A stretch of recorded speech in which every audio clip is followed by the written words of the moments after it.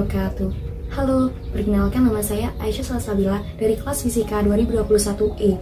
Pada kali ini saya ingin presentasikan mengenai pemanfaatan zat radioaktif dalam mata kuliah Fisika Inti dengan judul topik Gamma Knife Surgery, revolusi pengobatan tumor otak menggunakan radiasi gamma.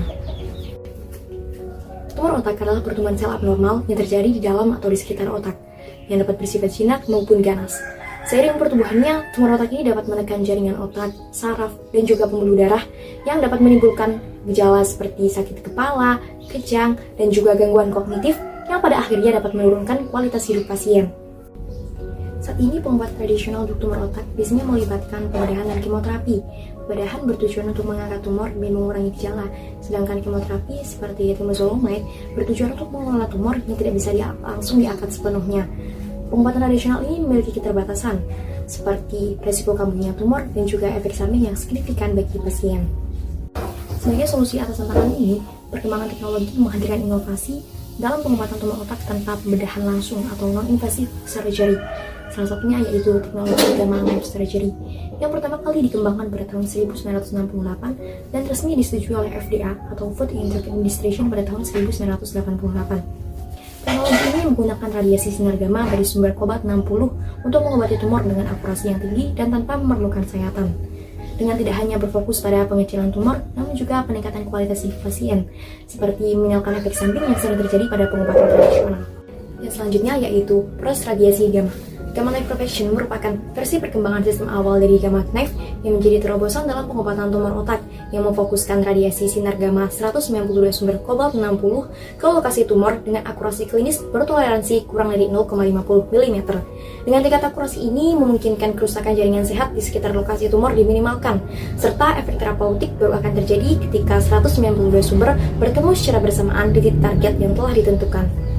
Yang selanjutnya yaitu tahapan pembedahan. Yang pertama ada pemasangan stereotactic frame. Frame akan dipasang di kepala pasien untuk menjaga stabilitas dan akurasi selama prosedur. Frame akan diletakkan ke tulang tengkorak dengan pin kecil, menggunakan anestesi lokal untuk mengurangi ketidaknyamanan. Kemudian yang kedua, pencitraan dan pemindahan lokasi.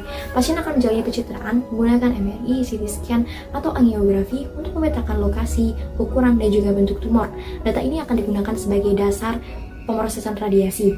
Kemudian yang ketiga yaitu ada perencanaan dan simulasi. Dokter menggunakan perangkat lunak untuk merancang distribusi dan intensitas radiasi sinar 192 cobalt-60 guna memastikan hanya lokasi tumor yang terkena radiasi tanpa merusak jaringan sehat di sekitarnya. Kemudian yang terakhir yaitu implementasi. Pasien akan ditempatkan di alat Gamma Knife. Kemudian prosedur akan berlangsung selama 1-4 jam tanpa anestesi umum dan tanpa menggunakan sayatan. Selanjutnya, yaitu keunggulan dari Gamma Knife Surgery. Yang pertama yaitu penyinaran yang akurat dan presisi dalam menjangkau lokasi tumor. Yang kedua, minim resiko atau tanpa pembedahan dan bius total. Yang ketiga yaitu pasca pemulihan yang cepat.